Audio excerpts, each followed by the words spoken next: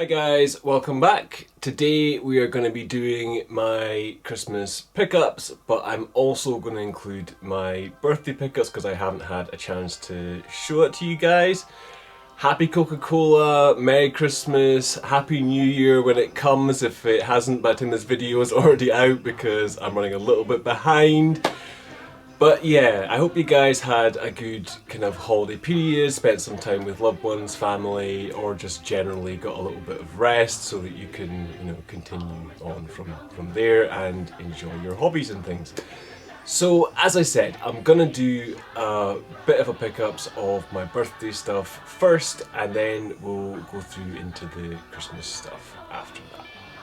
So grab yourself a Coca-Cola, get comfy, and let's do this.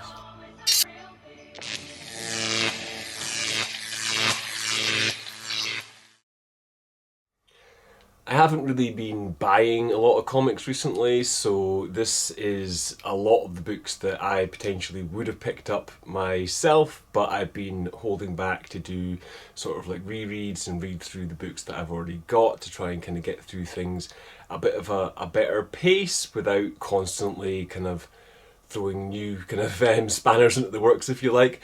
But I do think it is about time to throw some more options in there, add a bit more kind of variety, and kind of extend the runs that I want to kind of continue reading. So on that kind of note, here's some things that I got for my birthday. Now, I say I'm not entirely sure as to who gave what, so I'm not going to get into that side of things, but just the kind of books that I got. So starting with manga, we have The Atom, The Beginning, and this is volume 10, 11, and 12. I've been getting a little bit behind on my manga, but it's because I like to read 2 or 3 volumes at a time. I find one isn't enough to feel sort of substantial, so it's nice to leave it for a little bit, get a chunk, and then kind of catch up from there. So I will enjoy catching back up with The Atom. This, if you don't know, is a bit of sort of alternate take on Astro Boy and its kind of creators, and it's leading up till that sort of invention. So it's all the robots and things that were created up until Astro Boy, as far as I can understand. And it's just a really fun manga to read. I would note also, I tried to watch the anime, but I didn't really like the voices in the Japanese or in the English. So I much prefer the voices, I guess, that I'm making up in my head while reading it than the voices that they've put to the sort of animated series. Your, experiences might vary. Another manga that I got a few volumes of are Kaiju number 8. So this is volume 13 and volume 14. Kaiju number 8, if you don't know already, is basically sort of kaiju fighting force in Japan and the sort of troubles that they're kind of going against. We do have one main character who was somewhat infected by a kaiju and is therefore natively taking on their kind of powers. But at this point in the story, we're kind of beyond the focus being on him, and we're kind of going through each of the, I guess, somewhat main character captain type people and sort of pushing them to their limits. So it's feeling a little bit My Hero Academia, to be honest, at this point. But it's a really fun run and I've just really enjoyed it overall. I do watch this one in the anime as well, but I typically watch it several months after I've read the manga because I want to enjoy it in the manga form first and foremost. And again, I believe that pretty much gets me up to date. I could be wrong. A new book to me that I got for my birthday is Sea Serpent's Heir, and this is volume 1. This is a slightly smaller book, so if you compare it to the manga, it's not quite as big as a sort of standard trade paperback. And I'm gonna get her name wrong here because I'm not very good with pronunciations of non-English sort of names. I think this says Marguerite Scott. Yeah, I'm not really sure how to kind of say that properly, but I'm pretty sure I read a couple of volumes of hers on Batgirl that were really, really good before the next writer took over and kind of ruined it. So her name had kind of been stuck in my head, and I just looked up other things that she'd created, and this was the first thing that popped up. So I believe this is a 3-volume set if I enjoy it, and it's about this young girl who's some sort of, I don't know, like heir to the sea or something along those lines, think kind of Aquaman. But yeah, I've barely started reading the kind of intro section, so I can't really give you my comments yet, but so far the art seems really nice and it seems really easy to read. That's about all I can really give you. Speaking of Batgirl, I did get Cassandra Cain's Volume 1. This is an interesting book because it focuses a lot on her mum being Shiva, which is something that happens after what they've collected in the sort of collected edition trades. So the average person probably hasn't read the introduction of the fact that it was Shiva that's her mum, and was probably going to find that a little bit confusing and a little bit forced because, as I said, we've not got it in any other kind of collected edition readily to have read that information. Having said that, I did actually really enjoy the sort of dynamic between the two. I thought that Shiva would have probably pushed things a little bit further than she did. This does feel a little bit more of a family tale than a true to what Shiva would do tale, but that's maybe just my opinion of it. And I did not personally like the intros that they started doing, like the Flash in here. It reads like, you know, my name is Barry Allen and I'm the first Flash and I could go the fastest in the world and I'm blah, blah, blah. I don't need like 30 seconds of that at the start of every single issue. And they basically did that with this, with like, you know, I'm Shiva's daughter, but I don't like Shiva. I'm Batgirl and I chose to be Batman's daughter, blah, blah, blah. It's weird. So please stop that going forward. But other than that, really fun run, quite surprised, and I'd highly recommend that if you like Cassandra Cain or Lady Shiva, that you check this out. This one is a bit of a weird one, so I don't entirely know how it came to be, but I'll give you my understanding. So Red Hood, I believe, ended at issue 50 in the New 52. We went through Red Hood Outlaws, Red Hood and the Outlaws, so on and so forth. Red Hood Arsenal. But all New 52 runs were supposed to go to 52 issues. So I believe what they did was they put sort of extra bits in the back of other issues. So say like in the back of a Nightwing issue or the back of a Detective Comics issue as little extra stories. And then they've collected that together once they had enough to make a trade. So this is only supposed to be... it says a prelude and Red Hood Outlaws 51 and 52, but then it says collecting all 6 issues, which makes me think that it was actually split across, as I said, in the back of kind of back matter in other kind of books. As far as I know, this is the end of the main Red Hood run, and that's all I really wanted to kind of get at there. It's been weirdly collected, but we've not had any Red Hood, or at least Red Hood in a kind of staple run in a while now, and I just wanted a little bit more of the character that I enjoy. So let's talk about a book I really did enjoy, and that is Robin by Joshua Williamson. And I really enjoyed his run, and I believe after the events, the various Lazarus things, they go off into this Batman and Robin run rather than being just Robin. So they are together because they want to be together and they're in less of a conflict, I believe. But again, I've not read this yet. I have read all of the Robin stuff so far. So this is Joshua Williamson's 2 volumes, got volume 1 and volume 2. And then I believe a new writer, sort of artist team take on it from there. He has said himself that he would love to come back to this and feels like he has more stories that he could kind of do, so there's always a chance of that potentially in future, but the run is still ongoing, it's just not ongoing with him. Last couple of things from my birthday stuff. I picked up, or should I say I got gifted, the Orbital volumes 6, 7, 8. 5, 6, 7, 8. I've been humming and hawing about this, and I was speaking to the translator and some other people in the comments about the fact that I'm not the biggest fan of, I guess, the focus that the story has had in the first half.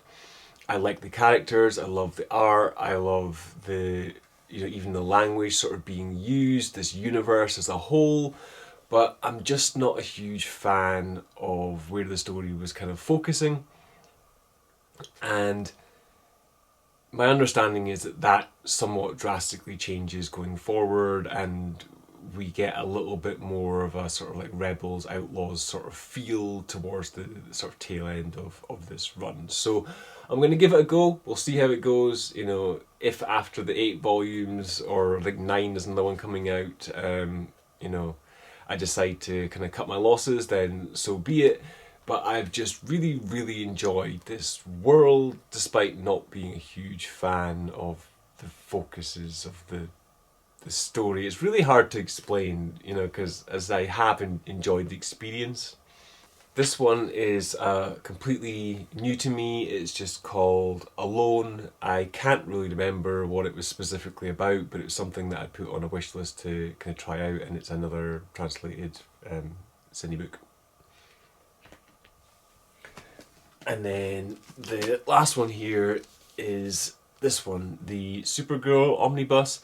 Now this is both a book that makes me really happy it exists, but also was a bit disappointed because this book was initially announced as being the complete sort of thing, so it's one book kind of collects all, and while that would make it quite a chunky book, it would make it an absolutely amazing value. The problem is that they decided last minute, without really telling anybody, that they were going to split this book in half, but they kept the price basically the same. So now, rather than it being, let's just say, £60–70 for the whole run, you're going to be looking at closer to 120 to, 140 for the whole run by the time you buy both books. They will be nicer, smaller books, easier to kind of read and handle, and that is nice, but I don't know that it's worth doubling the overall cost. I do love Supergirl Kara New 52 though. I really enjoyed the slightly darker, grittier sort of take on the character and the sort of tie with the Red Lanterns and stuff like that. I don't know that she's necessarily my favourite version of Kara, as I have read a lot of the older sort of Sterling Gates stuff, which is probably my favourite. But I do really, really enjoy the New 52 run overall. So one quick thing I wanted to show you guys before I go on to my Christmas stuff. I've been 3D printing a lot recently, you guys will know this. I've got the sort of Dragon Zord thing sitting over there and so many other things I've kind of made up. But I made these up for Emma's Christmas. It was a model that I found on Cults 3D for free, so I didn't actually design the model, but I did choose the colour, print the parts and do all the sort of assembly stuff. And that is these Demon Hunters sort of chibis. So I don't know their names because I haven't seen the film, but we've got the red-headed one here, we've got the sort of purple-haired one with the long ponytail, and then we've got the younger sort of cutesier sort of dark-haired one. So they're quite cool, and Emma just wanted me to show them off, so I figured I would include them in the video. Let's get into the Christmas stuff. It's gonna be as normal, it's completely random stuff, just what I got for Christmas from everybody. So there could be, sweets, clothes, cleaning products, whatever, right? Let's just get in and have some fun. So, first thing we've got here is the tour t-shirt from Baradoon and the Dickheads, which is basically the group name for the Viva La Dirt League's D&D campaign on YouTube. They do also have their own sort of website now, just VLDL, like it's .com. and you can subscribe to them there and get more content and stuff as well. But I just really love that they made this up into a sort of tour shirt, and they've got all the different sort of like jokes as sort of song names on the back, and it's done fully, as I said, like a sort of metal tour shirt. The main song being Toulet to Pologize, which again I'll maybe try and link below, or I'll add a small clip in the video, but I just think it's really funny. I got a 4K movie of the classic The Last Action Hero. I got some thermal trousers because it's getting cold, and when you're working or walking in icy conditions to get to work, you need as much warmth as possible. We've got a pre-order for the new, or last, depending on how it all plays out, Megadeth album. Looking forward to that, but also one of the songs that was kind of released so far was a bit iffy, so we'll see how that goes. We'll see. This is a book that I've been looking forward to for quite a while, but also kind of putting off because I heard that the original artist was no longer the artist on the book, and that is Primer Clashing Colours. I have the original Primer, absolutely love it. This one apparently crosses over with the Teen Titans, and as I said, I think they've got a different artist on it based on just constraints, health, something like that, which is a little bit disappointing considering I really enjoyed the art and cartoony sort of style in the first one, but glancing in, it actually still looks, you know, pretty good, so we'll see how that goes. I got a massive 3-pack of Toffee, so you guys who've got your bingo cards, that is 3 packs of Toffee. I've said for the longest time that I'm not buying these because I'm waiting on deluxe hardcovers for everything, and I still believe that eventually there will be, but I think it was Emma decided to get me the Reckless Volume 1 hardcover, so I'm gonna give that a shot because hey, it's a gift, didn't cost me anything, and we'll see how we go going forward. But I'm still not planning on personally, you know, buying up the 6 or 7 volumes in this format. I would much rather wait on the deluxes, regardless of how long that takes, because I have absolutely tons of comics and I'm constantly getting new ones, so it's not like if I miss out on one series that I don't, you know, have other things to read. Got Mystery D&D dice. I don't actually play D&D. I'm trying to get a group or something together if I can, even if it's sort of a lighter thing online. But these are just quite clean. They're sort of marbleized white with black text on them. I got Terry's Chocolate Orange. This one's actually finished because it's mine, not Terry's, and I've already eaten it. But I got a couple of these. I got this one, I got a Poppin' Candy one, and I think I bought a toffee one somewhere as well. So yeah, I've had a few Terry's Chocolate Oranges. It's Christmas. I got some acrylic markers, which basically work like paints and should be a lot better than using permanent marker pens that kind of bleed into the plastic of the 3D printing and stuff I do. I did get some also general sort of permanent marker pens that seem to be in a bit more pastelized colours. I don't really have a use case for that in mind so far, but it'll just get added into my various crafting things. I got The Flash Omnibus Volume 2 by Joshua Williamson, so just one more to go to complete that. So this is a bit of a sort of incense kit with like salts and sort of charcoals and various kind of bits and bobs. My sister got this for me to do something with frankincense because it is an incense that I really like for the sort of wax melts, but it's getting rarer to get your hands on, so she figured that I might be able to make my own sort of incense. We'll see how that goes. Speaking of smells I really like, I got a Midsummer's Night candle, which I always enjoy getting this time of year, and I got a random shower scrunchie thing. Yeah, one of those. This is the 7 Secrets Deluxe Edition, the complete all-in-one kind of thing. I didn't bother with the slipcase because honestly I don't really see the point in them, but this is something I've been looking forward to for the sort of longest time. I do think there's a missed opportunity to have had the number of the suitcase, like the 7 or something, on the front of the book, like they've kind of got on the back there a little bit. But it is actually embossed, the front cover, so all the characters kind of pop out, which is really interesting and not something I've seen in a while, so that's a cool little added feature. And then, speaking of big books, I got NYX. This is the, I think, first 2 trades of the NYX stuff, all focusing on X-23 and a few other kind of characters, and it's a lot of her origin stuff. I wanted this because I got the X-23 omnibus and I realised reading it that the first sort 2 runs take place, and then you've got a huge gap between that and the longer X-23 run, and in that gap you have this X-23 NYX stuff, you have some X-Men stuff, and you have the X-Force stuff that she's done before it kind of comes back to that, and it wasn't included in the omnibus. It's just left as a kind of gap, and I have read most of those things apart from the X-Men stuff, but I don't own a lot of it in collected editions, so this is just me trying to get those things back.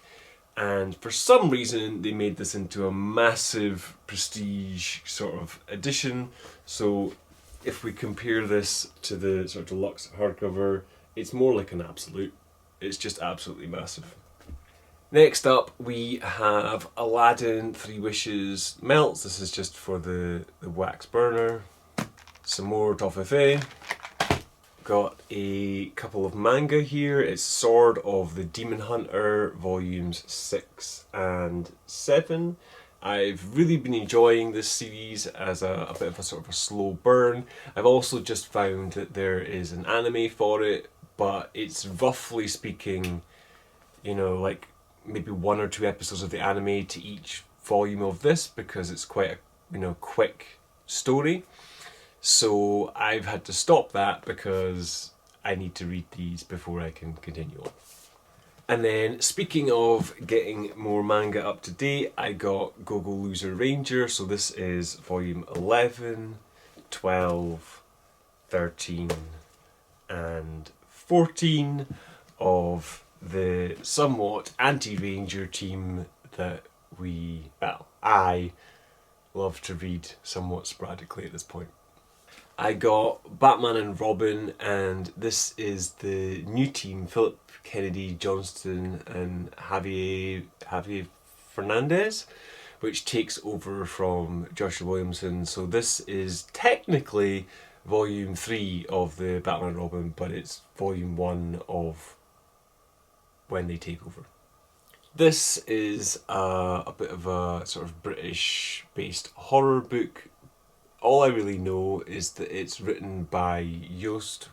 I don't know if it's good or bad, it's just following creators. Every so often I'll look for books based on a creator that I really enjoyed and just try and find something that's a little bit different, rather than just following the characters or the stories that jump out to me straight away. And that allows me to find interesting kind of reads that I might not have previously. So this is called Unnatural Order, and I don't really know a lot about it. Next up we have Rook Exodus, and this is the deluxe edition of, I believe it's the first 5 or 6 issues. This is by Jeff Johns and Jason Fabok amongst others, and this is again absolute sort of sized hardcover, and these are dirt cheap. These are like 25 quid or something for an absolute sized book, which you would pay for a standard sized hardcover, which is absolutely crazy. But I really enjoy these books. I really enjoy the art. I've read this one. I've read the, I'm blanking the word of it now, the robot one, and I've read bits and pieces of the other ones. But I am planning at this stage to just hold off and get the hardcovers, so I'm going to get Geiger probably next, and then I think Red Coat comes out a bit later in the next year. We'll see. But as I say, I think these are really good value for their size, and if you've got the patience to hold off and not buy it in the singles or the trades, then it's a nice format to get things in. I got a square padded sleeve for protecting stuff. I got this shirt, which I don't know how well you guys are going to be able to make out all the patterns and things on it, but it is based on Molly Mock's cape from the Critical Role, I believe, second campaign, the Mighty Nine. I could be getting this all wrong, but I really enjoyed the character, and I really enjoy Talison's, you know, various clothing styles and stuff that he kind of puts into things. And I'm also quite into slightly more subtle Hawaiian shirts as a kind of clothing item that I personally enjoy. So this all really kind of came together as a kind of shirt with all the various sort of like somewhat sigils and talismans and stuff like that of the various witchcraft things that Molly Mock kind of gets involved in. So yeah, just a fun light shirt.